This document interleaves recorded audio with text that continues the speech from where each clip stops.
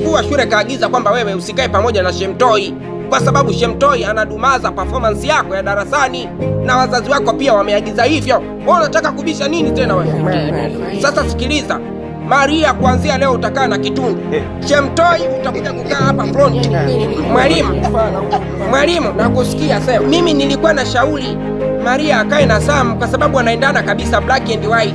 Wewe nawe Karunde, sometime akili zako sijui unazishodeka makwapani. Yaani ufikirii, una fikira pana. Ushawahi kuona wapi? Yaani ni mkabidhi ng'ombe alindie majani. Hilo swala haliwezekani. Maria hawezi kukaa na Sam. Kwanza hata hawaendani. Unaangalia kwa jicho gani wewe? Nishasema na nimemaliza. Maria atakaa na Kitundu. Shemtoi atakuja kukaa hapa mbele. Full stop.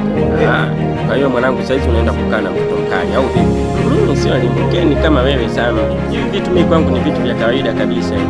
Kitundu utakwenda kukaa na Maria. Halafu nikukumbushe